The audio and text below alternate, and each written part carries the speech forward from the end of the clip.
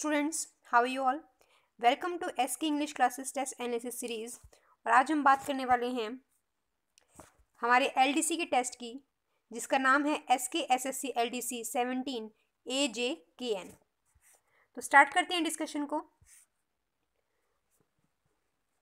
In the following question some part of the sentence may have errors. Find out which part of the sentence has an error and select the appropriate option. करना क्या है first question में, error based question है। आपको जो है ये एक सेंटेंस पार्ट्स में डिवाइड किया गया है, ठीक है।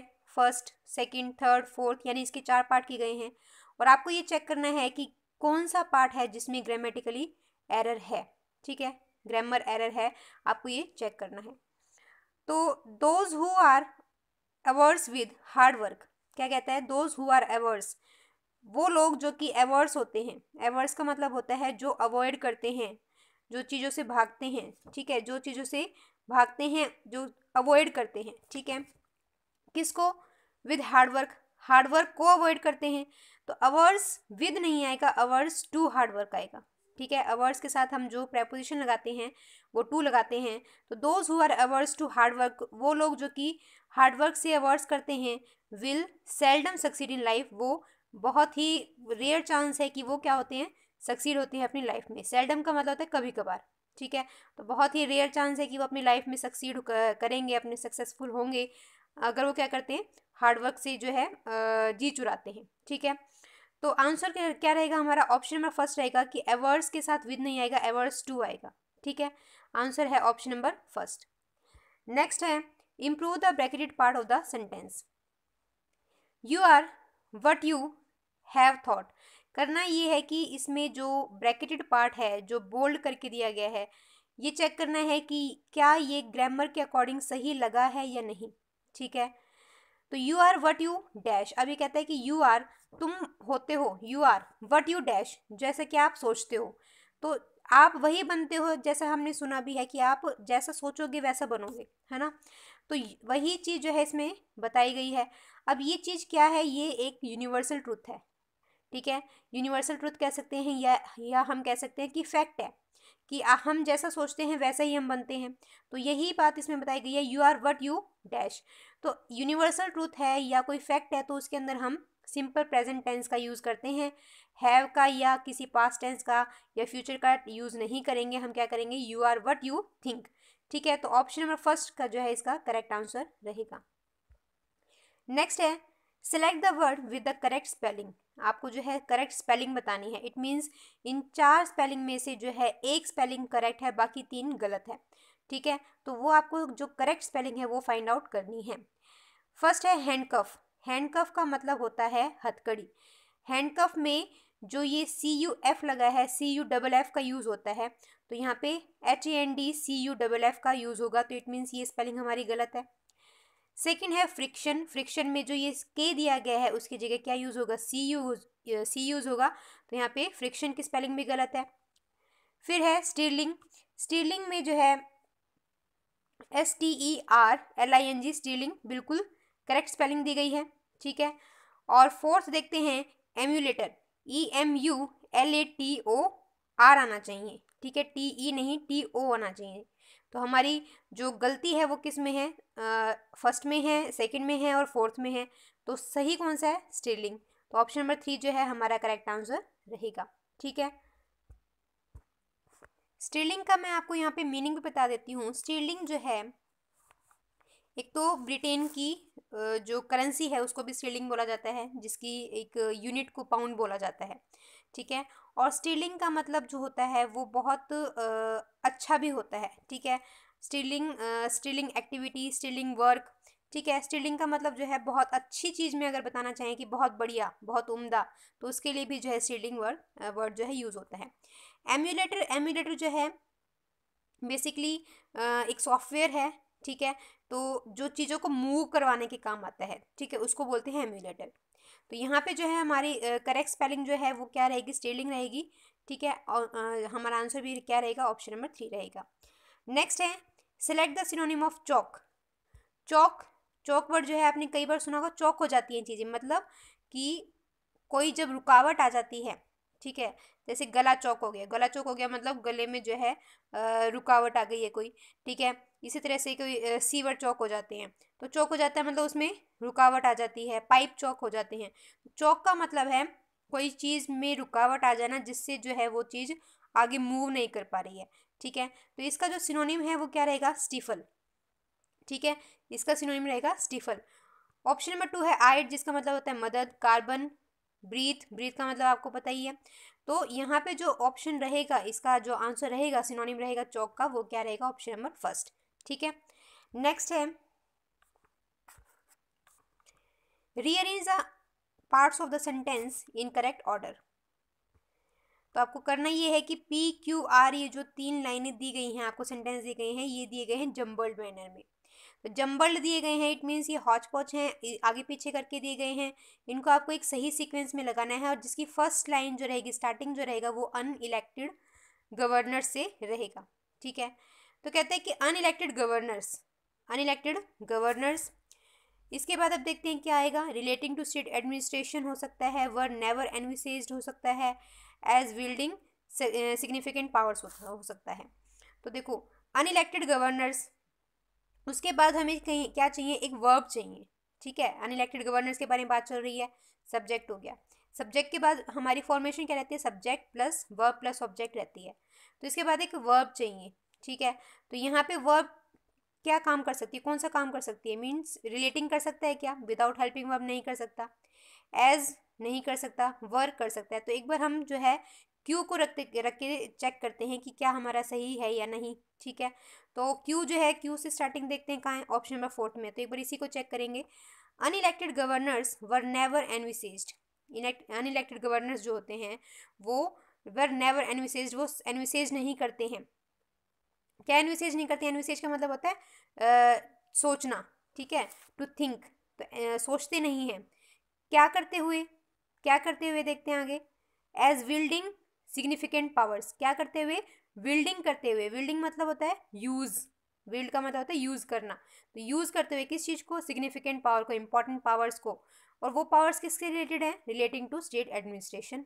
तो बिल्कुल करेक्ट बैठ रहा है, ठीक है। सीक्वेंस हमारी बिल्कुल करेक्ट जा रही है।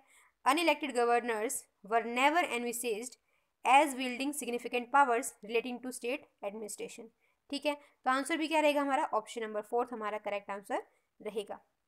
नेक्स्ट है, in the following question the sentence given with blank to be filled in with an appropriate word. Select the correct alternative out of the 4 and indicate it by selecting the appropriate option. तो करना ये है कि filler based question है, आपको जो है इस सेंटेंस के अकॉर्डिंग एक सही सुटेबल वर्ड जो है चूज करना है और यहाँ रखना है, ठीक है। The priest called upon the families to dash their differences and agree to the wedding. Priest ने क्या किया, प्रिस्ट क्या होते हैं, प्रिस्ट होते हैं पुजारी। उन्होंने कॉल्ड अपॉन किया, बुलाया द फैमिलीज को, फैमिलीज को जो है बुलाया, टू डैश देयर डिफरेंसेस, क्या करने के लिए, अपने डिफरेंसेस को, अपनी डिफरेंसेस मतलब मतभेद को, जो उनके बीच में डिस्प्यूट चल रहा है, मतभेद चल रहा है, उनको डैश करने के लिए, और एग्री होने के लिए टू द वेडिंग, वेडिंग के लिए।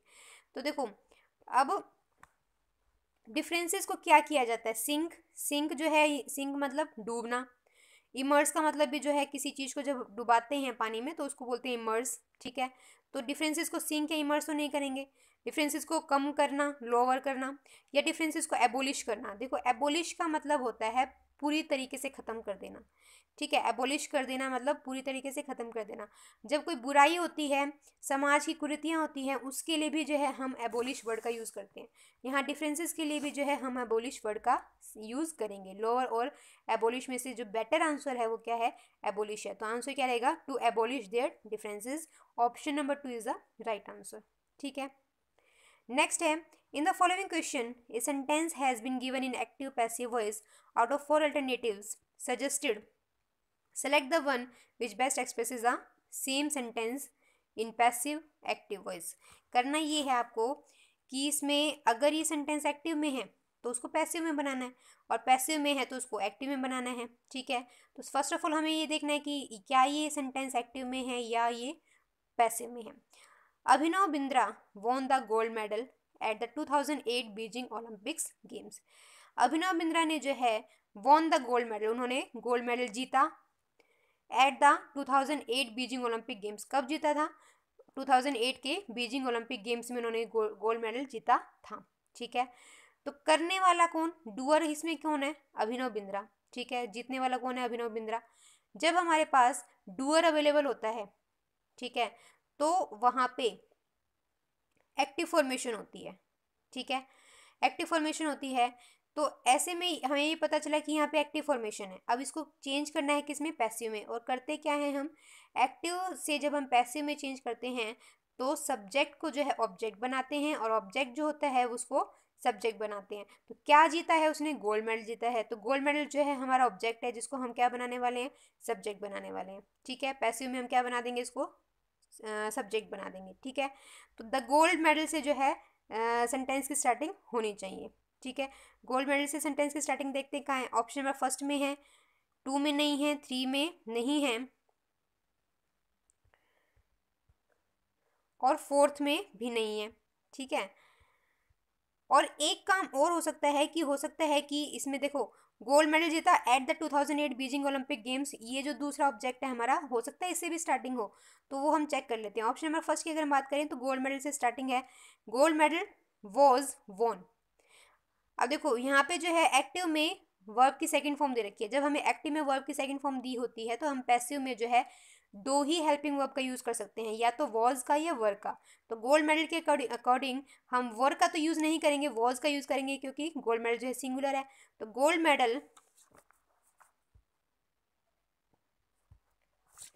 Medal was won by Abhinav Bindra. Gold medal was won by Abhinav Bindra. Helping verb लग गई, वर्ब की थर्ड फॉर्म लग गई, बाय अभिनव बिंद्रा, इसको ऑब्जेक्ट बना दिया।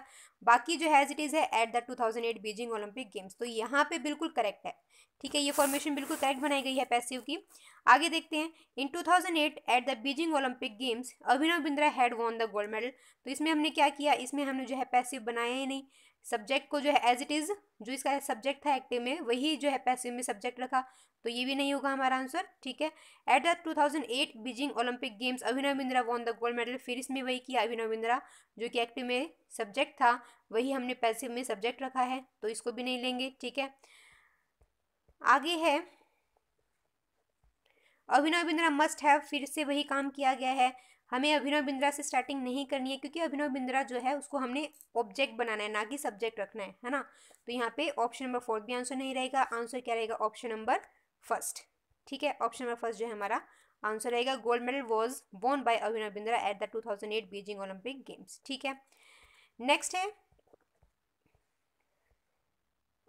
in the following question, out of the 4 alternatives, select the alternative which best expresses the meaning of the idiom phrase। तो idiom phrase के ऊपर क्वेश्चन है हमारा। तो idiom phrase को देखो, कुछ idiom phrases होते हैं जिसको हम थोड़ा लिंक बना के जो है याद कर सकते हैं। अदरवाइज idiom phrases को याद करने का बेस्ट तरीका यही है कि जितने भी आप टेस्ट देते हो रेगुलर बेसिस पर, तो उसमें 2 या 3 या 4 जितने भी idiom आते हैं उसको जो है आप अपनी नोटबुक में जो है नोट डाउन करो, और फिर उसके बाद जो है उसको रेगुलर बेसिस पे रिवाइज करते रहो। तो उससे क्या होगा, आपको इकट्ठे बहुत सारी फ्रेजेस या इडियम्स जो है लर्न करने की ज़रूरत नहीं पड़ेगी, आपको धीरे धीरे करके जो है लर्न हो जाएंगी। ठीक है, तो 8th क्वेश्चन है, वाटर अंडर द ब्रिज।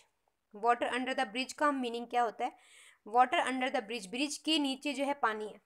ठीक है, ब्रिज के नीचे पानी, तो इसका मतलब क्या होता है? इसका मतलब होता है past events are no longer important. ऐसी इवेंट्स जो पास्ट की हो चुकी हैं, जो पुरानी हो चुकी हैं, लेकिन वो इम्पॉर्टेंट भी नहीं है। ठीक है, ऐसी इवेंट्स जो पास्ट की हैं और साथ ही साथ वो अभी एट प्रेजेंट कोई इम्पोर्टेंस नहीं रखती हैं, उसके लिए जो वर्ड यूज़ होता है, उसके लिए जो ईडियम यूज़ होता है, वो यूज़ होता है water under the bridge. Water under the bridge. ठीक है, नेक्स्ट है, select the word with the correct spelling. फिर से हमारे पास स्पेलिंग बेस्ड क्वेश्चन आ गया है, तो आपको करेक्ट स्पेलिंग जो है चूज करनी है। ठीक है, वर्ड है अर्बेनिटी। अर्बेनिटी, अर्बेनिटी का मतलब क्या होता है कि जो सिटीज़ की एक्सपेंशन होती है, यानी कि जो कह सकते हैं हम, जो शहरीकरण होता है उसको कह सकते हैं अर्बेनिटी। ठीक है, तो यहाँ पे जो है एन, डबल एन जो है वो गलत दिया गया है, सिंगल एन का यूज होगा, URBANITY, ठीक है। नेक्स्ट है कॉर्वेट। कॉर्वेट, कॉर्वेट की जो स्पेलिंग यहाँ पे दी गई है वो गलत दी गई है, CORVETTE होना चाहिए। कॉर्वेट का जो मीनिंग होता है वो होता है एक तरह का जहाज, ठीक है, जो कि नेवी में वॉर के लिए काम आता है, ठीक है, तो उसको वॉरशिप कह सकते हैं। कॉर्वेट क्या है, एक वॉरशिप है, तो इसमें जो सिंगल टी का यूज़ हुआ है उसकी जगह डबल टी का यूज़ होना है, ठीक है, तो ये स्पेलिंग भी हमारी गलत है। ऑप्शन नंबर 3 है स्पेकलेस। स्पेकलेस में SPECKLES का यूज़ होना चाहिए, इसमें जो ये बनेगा फिर इसमें पढ़ने के बाद क्या बनेगा, ये स्पेकल्स, ठीक है। तो स्पेकल्स जो है, स्पेकल्स का मतलब होता है स्पॉटी। स्पॉटी मतलब यानी कि कोई चीज़ जो है क्या है, स्पॉटी है, यानी कि उसमें दाग है कोई, ठीक है। कोई अगर कलर का कोई पैच लग जाता है, कोई धब्बा लग जाता है, तो उसके लिए हम जो है स्पेकल्स वर्ड का यूज़ करते हैं, ठीक है। तो यहाँ पे भी स्पेलिंग जो है हमारी गलत है, डबल एल की जगह जो है सिंगल एल का यूज़ होना चाहिए। फिर उसके बाद है ऑप्शन नंबर 4 एंग्लिकन। एंग्लिकन होता है एक मेंबर ऑफ चर्च, ठीक है, मेंबर ऑफ चर्च, जो कि और ये जो चर्च होती है स्पेशली जो है अमेरिका की या इंग्लैंड की चर्च जो होती है उसके लिए है, ठीक है। तो वहाँ के जो मेंबर होते हैं, उस चर्च के मेंबर होते हैं, उनको बोलते हैं एंग्लिकन, ठीक है। तो हमारी करेक्ट स्पेलिंग जो है ऑप्शन नंबर 4 है, ठीक है। नेक्स्ट है इंडिया मस्ट। फिर उसके बाद जो है आपको PQR 3 सेंटेंसेस दे रखे हैं, वही करना है आपको। ये जो जंबल है इसको एक सही मैनर में लगाना है, ताकि एक सही सीक्वेंस बनकर एक मीनिंगफुल जो है हमें आंसर मिल सके, ठीक है। तो इंडिया मस्ट, अब यहाँ इंडिया मस्ट दिया हुआ है। मस्ट जो है एक मोडाल है, जो कि मेन वर्ब का तो काम करेगा नहीं, इसके बाद जो है एक मेन वर्ब आनी चाहिए, ठीक है। तो India must to a competitive advantage, India must convert its young population, India must are. तो यहाँ पे जो है PQR में से हमें वर्ब कहाँ मिलती है, हमें मिलती है क्यू में, ठीक है, कन्वर्ट। तो यहाँ पे जो है फर्स्ट सेंटेंस जो क्यू है वो कहाँ दिया गया है, ऑप्शन नंबर 3 में दिया गया है, इसी को चेक करते हैं। India must convert its young population, India को जो है अवश्य ही क्या करना चाहिए, कन्वर्ट करना चाहिए अपनी यंग पॉपुलेशन को, किसमें कन्वर्ट करना चाहिए, कॉम्पिटिटिव एडवांटेज में। तो to a competitive advantages and nutrition and health are foundational to that outcome. तो हमारा करेक्ट सेंटेंस जो है यहाँ से बनता है कि इंडिया को क्या करना चाहिए, इंडिया को जो है अपनी यंग पॉपुलेशन को कन्वर्ट करना चाहिए कॉम्पिटिटिव एडवांटेजेस के लिए, ठीक है, कॉम्पिटिटिव एडवांटेजेस में। और जो न्यूट्रिशन है और हेल्थ है are foundational to that outcome, इस आउटकम को जो है फाउंडेशनल क्या है, यानी कि जो बेस है इस चीज़ का। अगर जो चीज़ हम चाहते हैं कि हमारी यंग पॉपुलेशन जो है कॉम्पिटिटिव एडवांटेजेस में कन्वर्ट हो जाए, तो इस चीज़ का बेस क्या है, इस चीज़ का बेस है न्यूट्रिशन एंड हेल्थ, ठीक है। तो आंसर क्या रहेगा, ऑप्शन नंबर 3 रहेगा, QPR जो है हमारा करेक्ट सीक्वेंस रहेगा। नेक्स्ट है in the following question out of the 4 alternatives select the alternative which is the best substitute of the phrase। आपको करना ये है कि ये जो सेंटेंस आपको दिया गया है एक लाइन में, इसको एक्सप्रेस कर सके कोई वर्ड, ठीक है, एक वर्ड जो है इस पूरी लाइन को एक्सप्रेस कर सके, वो जो है आपको फाइंड आउट करना है। A short thick stick used as a weapon, एक छोटी लेकिन थोड़ी सी मोटी स्टिक है, ठीक है, स्टिक मतलब लकड़ी है, और यूज़ कर सकते हैं उसको कैसे, एज ए वेपन, एक हथियार के तौर पर जो है यूज़ कर सकते हैं। तो इसके लिए क्या वर्ड है, इसके लिए वर्ड देखो हिंदी में हमें समझ में आ गया, ये लाठी की बात कर रहा है, ठीक है। लाठी को अब इंग्लिश में क्या कहते हैं, लाठी को इंग्लिश में बोलते हैं कजल, ठीक है, CUDGEL कजल, ठीक है। तो आंसर क्या रहेगा, ऑप्शन नंबर 4 रहेगा, ठीक है। अगर हम ऑप्शन नंबर फर्स्ट की बात करें, स्ट्रैंड, तो जो स्ट्रैंड का मीनिंग है इसके अंदर, स्ट्रैंड का मतलब होता है, जैसे हम बोल सकते हैं स्ट्रैंड ऑफ वूल हो सकता है, स्ट्रैंड ऑफ थ्रेड हो सकता है, स्ट्रैंड ऑफ कॉटन हो सकता है, स्ट्रैंड ऑफ हेयर हो सकता है। स्ट्रैंड का मतलब होता है एक धागा, ठीक है, एक जो लेयर होती है उसके लिए हम यूज़ करते हैं स्ट्रैंड, ठीक है, एक बाल है उसके लिए हम यूज़ करेंगे स्ट्रैंड, ठीक है, मतलब एक बाल का मतलब है कि एक बालों की लट है, तो उसके लिए हम यूज़ करेंगे स्ट्रैंड, ठीक है। फिर हमारे पास ऑप्शन नंबर 3 है लेसो। लेसो जो होता है वो एक फंदा होता है, ठीक है। रस्सी का एक फंदा होता है जो कि बेसिकली एनिमल्स को शिकार करने के लिए जो है उसका यूज़ किया जाता है, ठीक है। और केबल, केबल आप जानते हैं कि कॉपर वायर को जो है केबल कहा जाता है। हमारे पास यहाँ जो आंसर रहेगा वो रहेगा ऑप्शन नंबर 4, ठीक है। नेक्स्ट है, in the following question a sentence has been given in direct indirect sentence speech out of the 4 alternatives suggested, select the one which best express the same sentence in indirect direct speech. तो वही करना है आपको, करना ये है कि direct देखना है या इनडायरेक्ट देखना है। इट मीन्स आपको ये चेक करना है कि एक तो पहली बात कि ये स्पीच जो दे रखी है हमें वो डायरेक्ट में है या फिर इनडायरेक्ट में है। डायरेक्ट में है तो इनडायरेक्ट में कन्वर्ट करना है, इनडायरेक्ट है तो डायरेक्ट में कन्वर्ट करना है। तो देखिए, द डायरेक्टर सेड, डायरेक्टर ने कहा। अब इन्वर्टेड कॉमा में ये जो बात की गई है वो एज इट इज़ बात जो डायरेक्टर ने कही थी वही कही गई है, ठीक है। तो ये होता है डायरेक्ट स्पीच। तो ये हमारे पास सेंटेंस है डायरेक्ट स्पीच में। The director said can you dance, director ने पूछा, डायरेक्टर ने कहा कैन यू डांस, क्या तुम डांस कर सकते हो। एंड शी सेड नो, और उसने कहा नो, ठीक है। तो the director said can you dance and she said no. The director said, अभी क्वेश्चन वाला सेंटेंस है, ठीक है। यहाँ पे क्वेश्चन लगा हुआ है, क्वेश्चनिंग वाला सेंटेंस है। तो क्वेश्चनिंग वाले सेंटेंस में हम सेड को किस में चेंज करते हैं, हम सेड को जो है आस्क्ड में चेंज करते हैं, ठीक है। द डायरेक्टर आस्क्ड, ठीक है। उसके बाद क्या करते हैं हम, अब उसके बाद हम इन्वर्टेड कॉमा हटा के एक कंजंक्शन का यूज़ करते हैं, और क्वेश्चनिंग वाले सेंटेंस में हम इफ़ या वेदर कंजंक्शन का यूज़ करते हैं, ठीक है। तो the director asked her, the director asked her, किससे पूछा, शी से पूछा ना, तो उसके लिए जो है यहाँ पे ऑब्जेक्टिव केस आ जाएगा, हर आ जाएगा। The director asked her if she could dance, क्योंकि वो पास्ट में पूछा गया, आज क्या दिखा रहा है, आज जो है पास्ट दिखा रहा है, तो यहाँ पे जो है कैन का क्या हो जाएगा, कुड हो जाएगा, ठीक है। और जब डायरेक्ट से हम इनडायरेक्ट में बनाते हैं तो जो क्वेश्चन वाला सेंटेंस होता है वो क्वेश्चन में ना रहते हुए सिंपल सेंटेंस बन जाता है, ठीक है। इसीलिए हमने क्या किया, इसीलिए हमने जो है सब्जेक्ट के बाद में हेल्पिंग वर्ब लगाई है, ना कि सब्जेक्ट से पहले।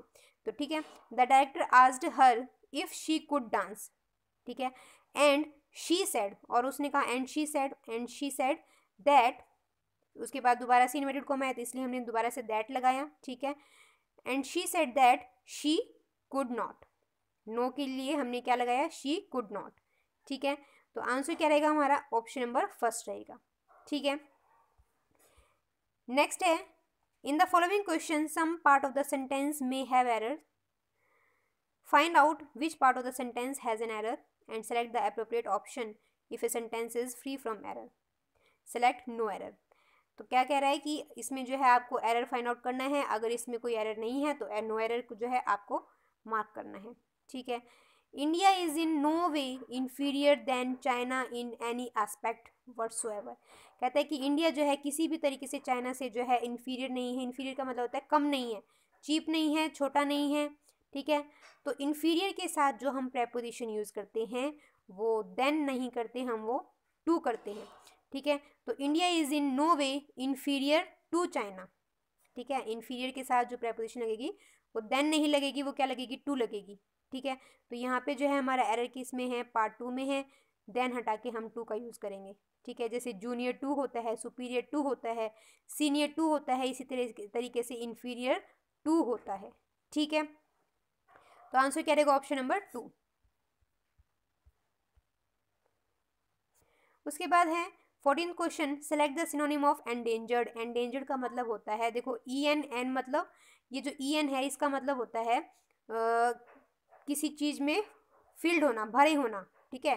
EN जो है ये क्या शो करता है, ये शो करता है कि कोई चीज़ किसी चीज़ से भरी हुई है, ठीक है। जैसे एनकरेज, एनकरेज का मतलब क्या है कि करेज से भरा हुआ है, ठीक है।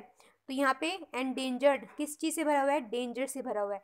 तो कोई भी चीज़ जब खतरे में होती है, खतरे से भरी हुई है, तो उस चीज़ के लिए हम यूज़ कर रहे हैं एंडेंजर्ड, ठीक है। तो सिनोनिम इसका क्या रहेगा, ऑप्शन नंबर फर्स्ट है रिस्की, ऑप्शन नंबर 2 है थ्रेटन्ड, ऑप्शन नंबर 3 है प्रोटेक्टेड, तो बिल्कुल भी नहीं हो सकता। ऑप्शन नंबर 4 है वार्निंग, वार्निंग तो चेतावनी हो गया। तो क्या हो सकता है, इसका जो आंसर रहेगा वो रहेगा थ्रेटन्ड, ठीक है। रिस्की नहीं है, रिस्की का मतलब तो चीज अलग बात हो जाती है। रिस्की का मतलब कि चीज़ रिस्की है बट इसका पॉजिटिव और नेगेटिव दोनों इफेक्ट हो सकते हैं, लेकिन एंडेंजर्ड का मतलब है वो चीज़ जो है खतरे से भरी हुई है, यानी कि उसका जीवन जो है उसमें है, संकट में है। तो एंडेंजर्ड का मतलब क्या होता है, जो चीज़ संकट में है, ठीक है, जो चीज़ संकट में है। तो आंसर क्या रहेगा, थ्रेटेंड, ठीक है। तो एंडेंजर्ड का सिनोनिम रहेगा थ्रेटेंड। नेक्स्ट है, in the following question, out of the four alternatives, select the alternative which best express the meaning of the idiom phrase. idiom और phrase दिए गए हैं। तो हमारे पास जो फ्रेज है वैग द डॉग का जो है आपको मीनिंग बताना है। ये जो इडियम दिया गया है, फ्रेज नहीं इडियम दिया गया है, वैग द डॉग, इसका आपको मीनिंग बताना है, ठीक है। तो वैग द डॉग का मतलब क्या होता है, वैग का मतलब था हिलाना डुलाना, वैग मीन्स हिलाना डुलाना। अब वो क्या कर रहा है, डॉग को हिला डुला रहा है, ठीक है, इधर से उधर ले जा रहा है, डॉग को हिला रहा है। तो इसको हम याद करने के लिए ऐसे कर सकते हैं कि कोई पर्सन जो है, कोई अपना बहुत इंपॉर्टेंट काम कर रहा है, वो आराम से वहाँ बैठ के काम कर रहा है, और हम जो है क्या कर रहे हैं, या कोई और पर्सन जो है क्या कर रहा है, अपने डॉग को बार बार वहाँ से लेके जा रहा है, हिला रहा है, डुला रहा है, कभी कुछ कर रहा है। तो वो क्या कर रहा है, वो जो है उस पर्सन का ध्यान जो है एक इम्पॉर्टेंट चीज़ से हटा के किसी अनइम्पॉर्टेंट चीज़ पर लगाना चाहता है ना। तो इसका भी आंसर जो है, इसका मीनिंग भी एक्चुअल में यही है।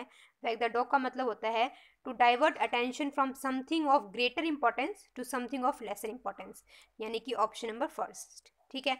यानी कि क्या करना है, इसमें क्या किया जाता है, अटेंशन को डाइवर्ट किया जाता है, उसको भटका दिया जाता है अटेंशन को किस चीज़ से, कोई ग्रेटर चीज़ है, कोई ग्रेटर इंपॉर्टेंस की चीज़ है, उसको डाइवर्ट करके कहाँ ले जा रहे हैं, लेस इंपॉर्टेंट चीज़ पर ले जा रहे हैं, ठीक है। तो आंसर क्या रहेगा, to divert attention from something of greater importance to something of lesser importance, ठीक है, ऑप्शन नंबर फर्स्ट। नेक्स्ट है, select the antonym of reform. Reform का मतलब होता है चेंजेस करना, और ये चेंजेस जो होते हैं बेसिकली चीज़ों को ठीक करने के लिए होते हैं, इम्प्रूव करने के लिए होती हैं, ठीक है। इसका आपको बताना है एंटोनिम। एंटोनिम मतलब इसका अपोजिट बताना है। तो ऑप्शन नंबर फर्स्ट है एमिलियोरेट। एमिलियोरेट का मतलब होता है चीज़ों को इम्प्रूव करना, सिचुएशन इम्प्रूव करना, ठीक है। तो उसके लिए हम वर्ड यूज़ करेंगे एमिलियोरेट। ऑप्शन नंबर 3 है अमेंड्स, और ऑप्शन नंबर 4 है अमेंड। दोनों जो है इंटरचेंजेबली यूज़ किया जा सकते हैं, ठीक है। अमेंड का मतलब भी होता है चीज़ें इंप्रूव करना, और इमेंड का मतलब भी क्या होता है, चीज़ें इंप्रूव करना। लेकिन अमेंड जो है हम कहाँ यूज़, अमेंड जो है देखो डॉक्यूमेंट्स में भी यूज़ कर सकते हैं, और सिचुएशन को भी अगर हम ठीक करें तो वहाँ अमेंड का यूज़ कर सकते हैं। बट इमेंड जो है सिचुएशन के लिए यूज़ नहीं कर सकते।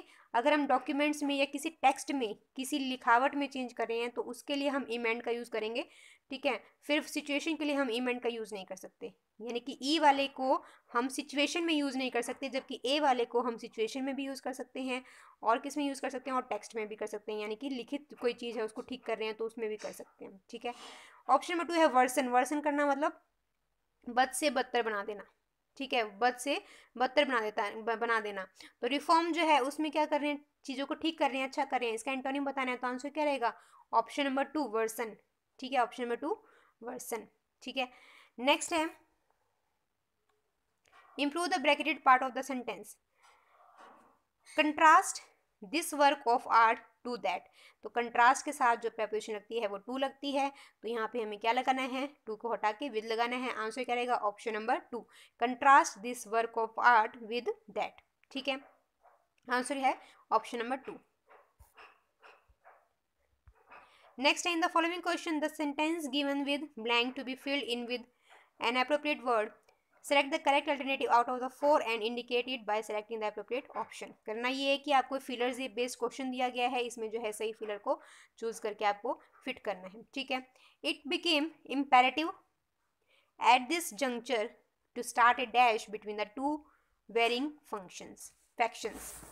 देखो क्या कह रहा है, कहता है कि इट बिकेम इम्पेरेटिव, ये बहुत ज़्यादा इम्पेरेटिव हो जाता है, अब ये बहुत ज़्यादा इम्पेरेटिव हो चुका है, इम्पेरेटिव मतलब इंपॉर्टेंट हो चुका है। एट दिस जंक्चर, इस पर्टिकुलर पॉइंट पर, जंक्चर का मतलब होता है इस एक पर्टिकुलर पॉइंट, ठीक है। इम्पेरेटिव मीन्स इंपॉर्टेंट और जंक्चर मीन्स एक पर्टिकुलर पॉइंट, ठीक है। तो अब जो है इस पर्टिकुलर पॉइंट ऑफ टाइम पर जो है ये बहुत इंपॉर्टेंट हो चुका है, टू स्टार्ट ए डैश, की एक जो है स्टार्ट की जाए, डैश स्टार्ट की जाए between the two warring factions. Warring का मतलब होता है जो अपने आप में जो अलग अलग हैं, मीन्स अपोजिट है, ठीक है, फैक्शंस मीन्स जो ग्रुप है, तो अपने आप में जो है अपोजिट हैं, ठीक है, यानी कि उनके बीच में चीज़ें सही नहीं चल रही हैं, तो उनके बीच में जो है स्टार्ट करवानी चाहिए एक डैश को। तो इट मीन्स वो चीज़ें, ये दोनों जो चीज़ें हैं, ये फैक्शन जो है, ये ग्रुप जो है, वो पहले से ही जो है डिस्प्यूटेड है, दोनों में ही क्या हो रहा है, डिस्प्यूट हो रहा है।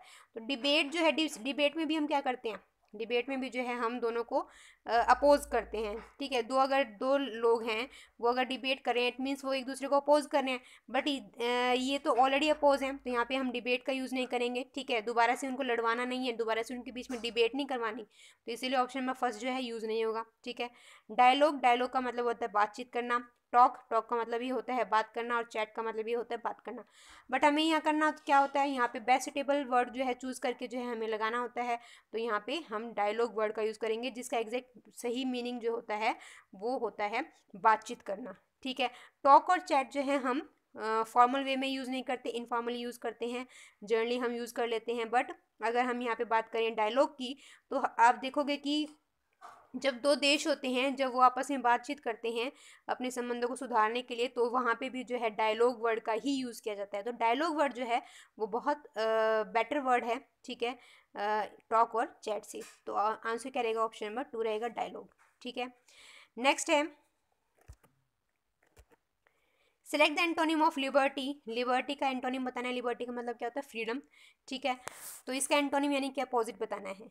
ऑप्शन नंबर फर्स्ट है इनकार्सिरेशन। इनकार्सिरेशन का मतलब होता है किसी को बंदी बना लेना, ठीक है, बंधन में डाल देना, कैद कर लेना। तो इनकार्सिरेशन जो है फर्स्ट ऑप्शन ही हमारा जो है करेक्ट आंसर है। इसका लिबर्टी का मतलब होता है फ्रीडम दे देना, और इनकार्सिरेशन का मतलब होता है कैद में डाल देना। तो ऑप्शन नंबर फर्स्ट जो है हमारा सही आंसर रहेगा। चॉइस, राइट और लाइसेंस जो है बिल्कुल इजी वर्ड है, आपको सबको पता होगा। तो लिबर्टी का जो एंटोनिम रहेगा वो रहेगा इनकार्सिरेशन, ऑप्शन नंबर फर्स्ट, ठीक है। नेक्स्ट क्वेश्चन है हमारे पास, in the following question out of the four alternative select the alternative which is the best substitute of the phrase. ये एक फ्रेज दिया गया है, इसको बेस्ट एक्सप्रेस करने वाला वर्ड जो है आपको चूज करना है और यहाँ पे उसको मार्क करना है। अब bias in favour of something, किसी चीज़ के प्रति जब हम बायस्ड हो जाते हैं, बायस्ड हो जाते हैं मतलब उसकी तरफ हमारा झुकाव ज़्यादा हो जाता है, तो उस चीज़ के लिए जो एक वर्ड यूज़ किया जाता है वो क्या होता है।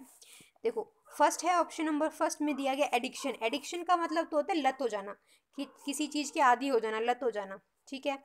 ऑप्शन नंबर 2 होता है डिस्पोजिशन का मतलब, डिस्पोजिशन का मतलब क्या होता है, नेचर। डिस्पोजिशन का मतलब क्या होता है, nature.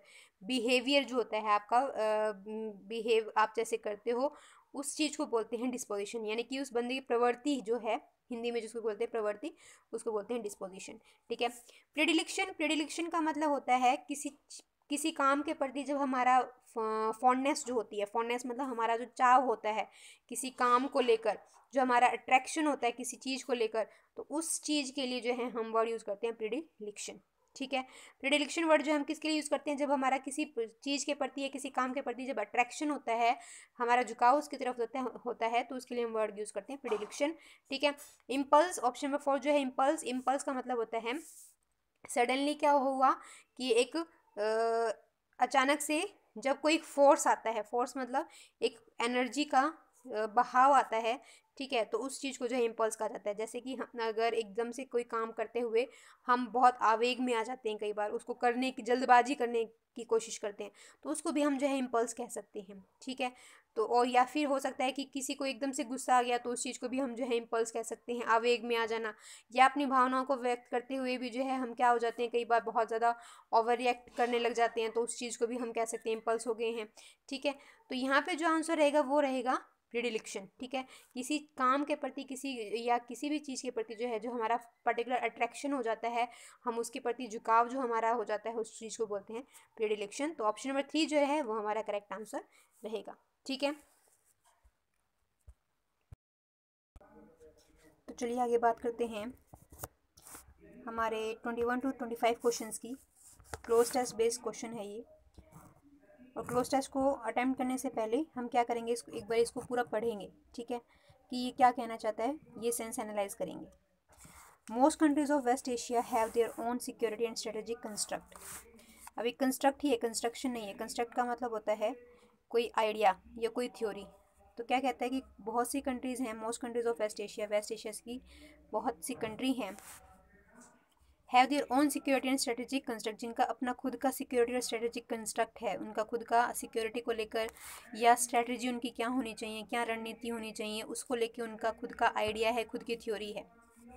India dash visualised no does India see itself, कहता है कि India dash visualise no does India see itself as a net provider of security in the region and consequently India does not figure dash in these countries security and strategic plans. कहता है कि India dash visualise, India ने जो है अपने आप को dash visualise किया है, अपने यहाँ नोर दे दिया, इट मीन्स यहाँ पे जो है कोई नेगेटिव आना चाहिए, ठीक है, कोई भी नेगेटिव आना चाहिए। India dash visualise no does India see itself, ना ही इंडिया ने विजुलाइज किया है और ना ही अपने आप को जो है देखा है, ठीक है, ना ही अपने आप को जो है इस परसेप्शन में लेके आया है, इस ना ही अपने आप को खुद महसूस किया है, विजुलाइज किया है, और ना ही खुद अपने आप को जो है उसने देखा है as a net provider of security, कि वो खुद जो है एक नेट प्रोवाइडर हो किसका, सिक्योरिटी का, ठीक है, in the region and consequently किसमें, रीजन में, और इस यही कारण रहा है और यही इसी का परिणाम क्या है, India does not figure, India जो है फिगर नहीं है, फिगर मतलब वो जो है चिन्हित नहीं होता, फिगर नहीं होता मतलब वो चिन्हित नहीं होता, मार्क्ड नहीं होता, कहाँ, डैश इन दीज कंट्रीज, इन कंट्रीज़ में सिक्योरिटी एंड स्ट्रेटेजिक प्लान्स के अंदर, ठीक है। There are again dash limits to intelligence and counter terrorism cooperation, कहता है कि देयर आर अगेन, इसके अलावा जो है दोबारा से यहाँ पे कुछ डैश लिमिट्स हैं, ठीक है, जो लिमिट्स हैं वो देखते हैं हम क्या लिमिट्स हैं, डैश लिमिट्स हैं, लेकिन टू इंटेलिजेंस किस चीज़ के लिमिट्स हैं, इंटेलिजेंस को लेकर, ठीक है, एंड काउंटर टेररिज्म कोऑपरेशन, हमारी जो इंटेलिजेंस और जो काउंटर टेररिज्म कोऑपरेशन, यानी कि काउंटर टेररिज्म मतलब टेररिज्म को ख़त्म करने का जो कोऑपरेशन है, जो सहयोग है, आपसी सहयोग है, उसमें जो है लिमिट्स हैं और वो डैश लिमिट्स हैं, ठीक है, लिमिट्स हैं मतलब कुछ बंदिशें हैं, कुछ कमियां हैं, ठीक है। As dash differences exist between many of this countries and India on dash constitutes terrorism and who can be described as a terrorist, तो कहते हैं कि एज डैश डिफरेंसेस, अब डैश डिफरेंसेस है, डिफरेंसेस मतलब कुछ ना कुछ जो है कमियां हैं, कुछ ना कुछ मतभेद हैं जो कि एग्जिस्ट करते हैं, जो कि अभी भी हैं, between many of these countries, बहुत सी कंट्रीज़ के बीच में, एंड इंडिया और इंडिया के बीच में, ऑन डैश कॉन्स्टिट्यूट टेररिज्म, किस चीज़ को लेकर, डैश को लेकर, constitute terrorism and who can be described as a terrorist, किसको लेकर, टेररिज्म को कॉन्स्टिट्यूट करने के लिए, और who can be described as a terrorist, जिसको कि डिस्क्राइब किया जाता है टेररिस्ट, यानी कि कहने का मतलब है कि बहुत सी कंट्रीज़ अभी भी ऐसी हैं और इंडिया भी जो है उसमें है, जिनके बीच में अभी भी बहुत सी जो है डिफरेंसेस हैं, ठीक है, और किस चीज़ को लेके हैं कि भाई टेररिज्म को जो है किस तरीके से जो है काउंटर नहीं किया जा रहा, ठीक है, उसको रोका नहीं जा रहा, उसको बल्कि और बढ़ावा दिया जा रहा है, कॉन्स्टिट्यूट किया जा रहा है, and who can be described as a terrorist, और किस जो है इस चीज़ को क्या नाम दिया जा रहा है, इस चीज़ को नाम दिया जा रहा है टेररिस्ट का, ठीक है। तो चलिए पढ़ते हैं। अभी क्लोज टेस्ट से हमें ये समझ में आता है कि जो इंडिया है, इंडिया की इसमें क्रिटिसिज्म हो रही है ना, इसमें थोड़ा सा इंडिया को जो है नेगेटिव शो किया गया है। तो देखते हैं, most countries of West Asia have their own security and strategic construct, बहुत सी कंट्रीज़ जो है वेस्ट एशिया की उनका खुद का सिक्योरिटी और स्ट्रेटेजिक जो है आइडिया है, कंस्ट्रक्ट है। इंडिया डैश विजुलाइज, इंडिया ने अब नहीं किया है, अपने आप को विजुलाइज नहीं किया है, तो यहाँ क्या आएगा, वॉज नीदर से तो क्या आ जाएगा, पास में चला जाएगा, डिड नॉट से भी पास में चला जाएगा, हैज़ नॉट विजुलाइज्ड या इज़ नॉट विजुलाइज्ड, तो इंडिया जो है, इंडिया ने अपने आप को विजुलाइज नहीं किया, तो वॉज और डिड तो नहीं आएगा, पास में नहीं जाएगा, ये प्रेजेंट में रहना चाहिए, इज़ नॉट आ सकता है या हैज़ नॉट आ सकता है, लेकिन बाद में हम देख रहे हैं कि नॉर के साथ इन्होंने डज लगा रखा है, यानी कि सिंपल प्रेजेंट टेंस का यूज़ कर रखा है, तो यहाँ पे भी जो है हम किस चीज़ का यूज़ करेंगे, सिंपल प्रेजेंट टेंस का ही यूज़ करेंगे, जिसके लिए हम हेल्पिंग वर्ब इज़ का यूज़ कर सकते हैं। तो India is not visualised, no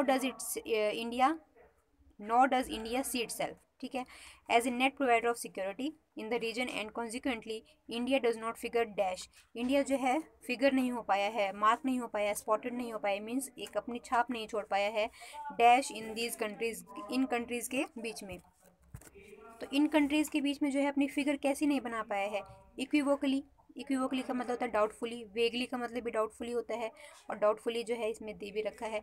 तो कैसी इमेज नहीं बना पाया है अपनी, प्रोमिनेंटली। प्रोमिनेंटली का मतलब होता है एक इंपॉर्टेंट इमेज जो है अपनी बना नहीं पाया है, ठीक है। Does not figure prominently in these countries, इन कंट्रीज़ की जो सिक्योरिटी और स्ट्रेटेजिक प्लान है उसके अंदर इंडिया जो है अपनी एक प्रोमिनेंट, एक इंपॉर्टेंट जो फिगर नहीं बना पाया है, ठीक है। There are again dash limits, इसके अलावा जो है बहुत सी लिमिट्स हैं। कैसी लिमिट्स हैं? सर्टेन लिमिट्स, सर्टेन का मतलब होता है कुछ निश्चित, जो कुछ डिटरमाइंड है, हमें पता है कि कौन कौन सी लिमिट्स हैं। कुछ सर्टेन लिमिट्स हैं। पॉजिटिव लिमिट्स है, लिमिट्स पॉजिटिव तो नहीं रहेंगी, ठीक है, नेगेटिव होंगी। कंसीव्ड, कन्विंस्ड लिमिट, कन्विंस्ड का मतलब होता है कन्विंस किया गया, यानी कि एडमिटेड, ठीक है, जिसको माना गया है। और श्योर, श्योर लिमिट नहीं आएगा। तो यहाँ पे कौन सी लिमिट्स आएंगी? कुछ लिमिट्स हैं, यहाँ बात करें कुछ लिमिट्स हैं। तो कैसी लिमिट्स हैं? सर्टेन लिमिट्स हैं, ठीक है। There are again certain limits, ठीक है। तो यहाँ पे क्या आ जाएगा? There are again certain limits to intelligence and counter terrorism cooperation as dash differences exist between many of this countries.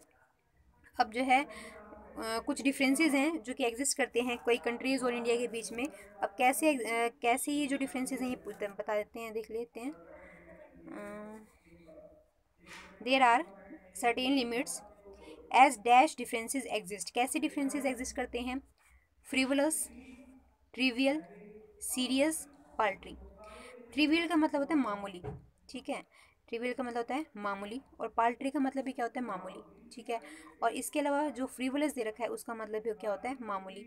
तो डिफरेंसेस जो है मामूली नहीं है, वो कैसे डिफरेंसेस है? बहुत सीरियस डिफरेंसेस हैं। इसी वजह से देखो इसका कॉन्सिक्वेंस क्या पड़ा है, इसका कॉन्सिक्वेंस ये पड़ा है, इसका परिणाम ये हुआ है कि इंडिया जो है अपनी छाप नहीं छोड़ पाया है। इतनी बहुत सारी कंट्रीज़ जो उनकी सिक्योरिटी और सिक्योरिटी कंसर्न है उसके अंदर जो है इंडिया अपनी एक प्रोमिनेंट जगह नहीं बना पाया है। तो ये एक छोटा मोटा कंसर्न नहीं है, बल्कि एक इम्पॉर्टेंट और एक सीरियस कंसर्न है। तो जो डिफरेंसेस है वो कैसे हैं? वो एक सीरियस डिफरेंसेस है, ना कि मामूली। तो यहाँ पे आंसर क्या रहेगा? Serious. As serious differences exist, जो डिफरेंसेस एग्जिस्ट करते हैं इंडिया और कंट्रीज़ के बीच में वो कैसे हैं? वो सीरियस हैं, ठीक है।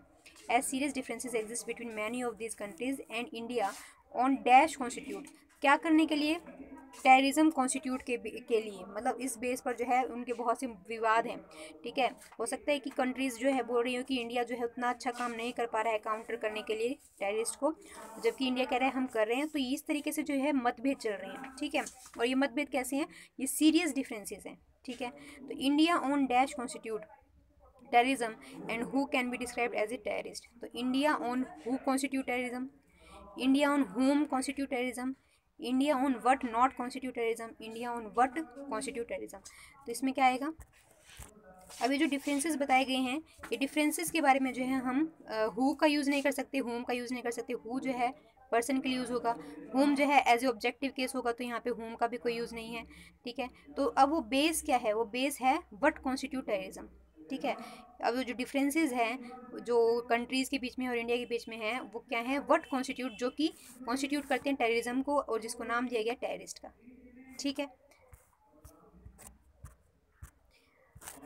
ठीक है स्टूडेंट्स, तो आज का जो डिस्कशन है वो यहीं ख़त्म करते हैं, ठीक है। आई होप कि आज की वीडियो आपको समझ में आ गई होगी। थोड़ा सा क्लोज टेस्ट में हल्का सा आपको जो है डिफ़िकल्टी फील हुई होगी, ठीक है। लेकिन अगर हम ऑप्शंस को देखें तो ऑप्शंस जो हैं बहुत इजी दे रखे हैं, जिसके हेल्प से जो है हम इजीली एक्यूरेट आंसर को अटेम्प्ट कर सकते हैं, ठीक है। तो at last students, thank you and bye bye.